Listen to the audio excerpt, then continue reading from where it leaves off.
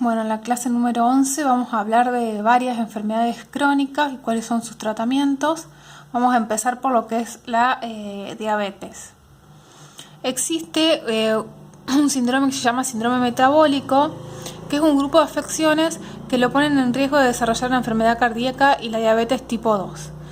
Generalmente el síndrome metabólico se habla de un montón de alteraciones, como es la hipertensión, la glucosa alterada, alta en sangre, la glucosa son los niveles de azúcar, niveles sanguíneos elevados de triglicéridos o algún tipo de grasa, bajos niveles de sanguíneos de HDL, que es lo que conocemos como el colesterol bueno, exceso de grasa alrededor de la cintura. Y la causa de todo esto puede ser una resistencia a la insulina. La insulina es una hormona que va a producir el organismo para convertir el azúcar que proviene de los alimentos en energía para el organismo. Si hay una resistencia a la generación de esta insulina, se acumula un exceso de azúcar en sangre, lo que va a terminar derivando en un proceso de diabetes. Las personas con síndrome metabólico tienen mayor riesgo a largo plazo de desarrollar alguna cardiopatía, algún ACV, diabetes tipo 2, enfermedades renales y problemas de circulación en las piernas.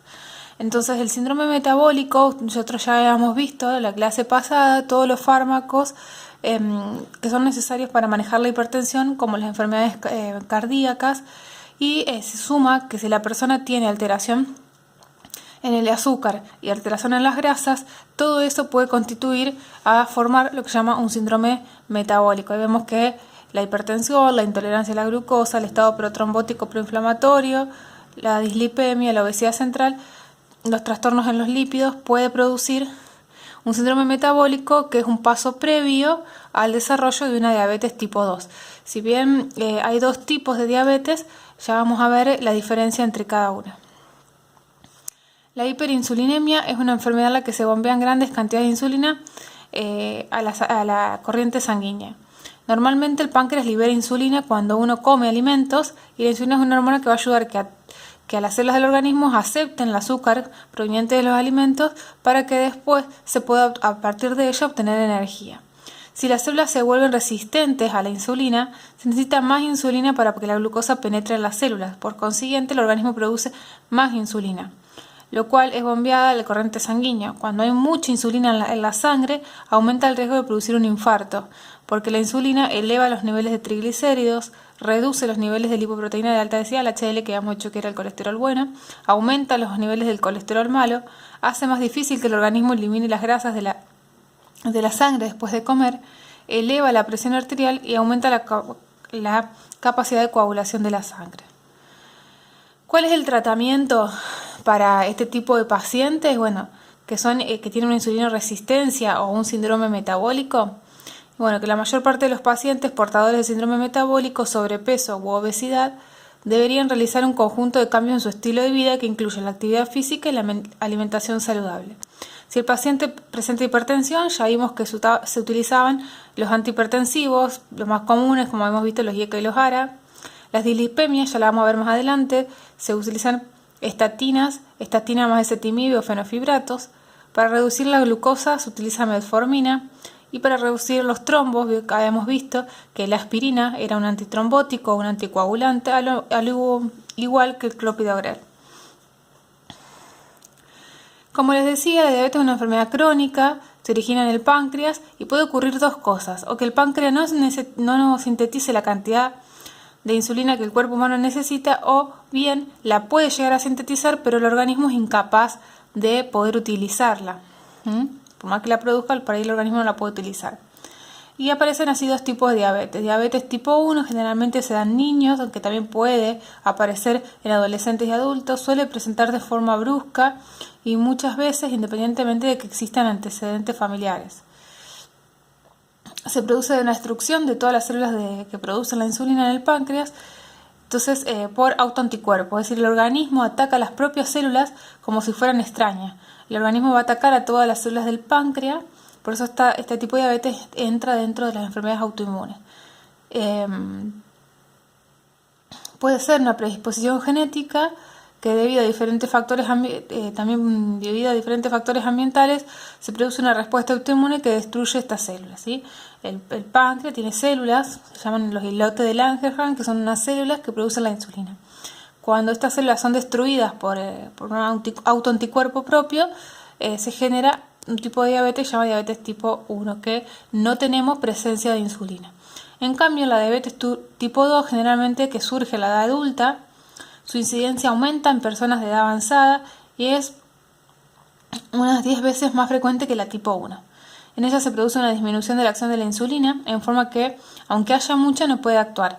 Entonces, en este caso, ¿qué vamos a hacer? El organismo por ahí puede producir insulina, pero no la pueden utilizar las células. La principal causa de esto es la obesidad, porque el tejido graso produce determinadas sustancias que disminuyen la sensibilidad de los receptores de la insulina y evita que la insulina pueda cumplir su función. Y también existe lo que se llama la diabetes gestacional, que es la que se desarrolla durante el embarazo, ya que la insulina aumenta para incrementar las reservas de energía. A veces este incremento no se produce, lo que puede originar una diabetes gestacional. Suele desaparecer tras el parto, pero estas mujeres tienen después un alto riesgo de desarrollar diabetes tipo 2 a lo largo de su vida. ¿Cuáles son los síntomas que uno puede presentar para darse cuenta que es diabetes? Bueno, mucha sed, sensación de hambre, que se llama polifagia, necesidad de orinar continuamente, incluso durante la noche, pérdida de peso, a pesar de comer mucho, cansancio, ¿sí? Visión borrosa, hormigueo o estreñimiento de manos y pies, infecciones fúngicas en la piel recurrente. Infecciones fúngicas son infecciones por hongos, ¿sí? En la actualidad no es posible prevenir la diabetes tipo 1 a pesar de los múltiples intentos que se han estudiado y se han querido lograr. En cambio, la diabetes tipo 2, que es la más frecuente, sí se puede prevenir, ya que la causa más frecuente es la obesidad. Todas las acciones que tengan que ver con prevención de obesidad, evitar sedentarismo, evitar todas las comidas hipercalóricas, las bebidas azucaradas, y una vez que se ha diagnosticado la enfermedad hay que prevenir la aparición de las complicaciones micro y macrovasculares, ¿sí? El seguimiento del tratamiento prescripto, así como las recomendaciones dietéticas, actividad física, es fundamental para evitar todas las alteraciones o complicaciones cardiovasculares, las complicaciones a nivel de los riñones, a nivel de la retinopatía diabética es que se da en la vista. El diabético es común que si no se cuida puede perder la vista, o el pie diabético, ¿sí? Las extremidades de los diabéticos terminan muy lastimadas si las personas no se cuidan.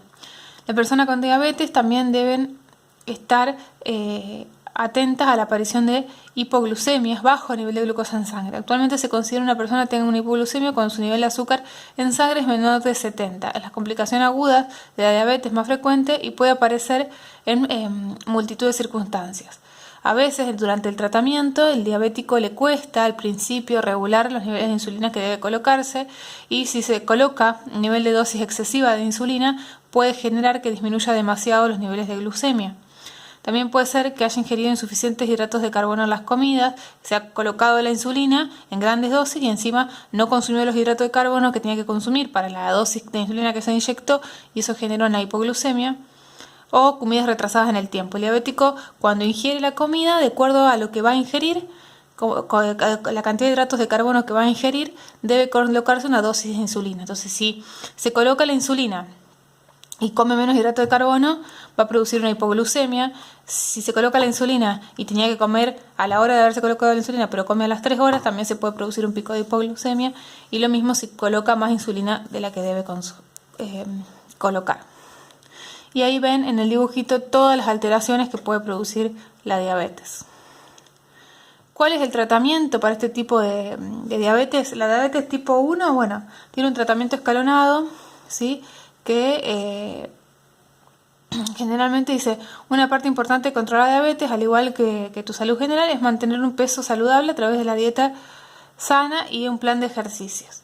El tratamiento para la diabetes tipo 1 implica la colocación de insulina, el uso de una bomba de insulina, controles frecuentes de azúcar en sangre y el cálculo de hidratos de carbono. Para cuando tienen que consumir hidratos tienen que hacer los cálculos.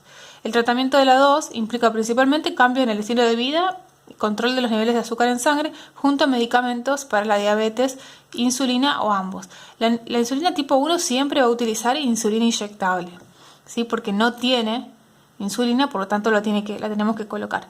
En cambio, la diabetes tipo 2, esa insulina resistencia de la insulina generalmente se da por la obesidad o por el nivel de estilo de vida. Entonces el paciente, controlando con el estilo de vida, haciendo ejercicio, haciendo dieta, y se puede ayudar con medicamento. Es raro que el tipo 2 llegue a necesitar insulina, pero en algunos casos, cuando no lo pueden controlar, también se va a terminar colocando la insulina. ¿Cuáles son los fármacos orales para la diabetes tipo 2 y tipo 1?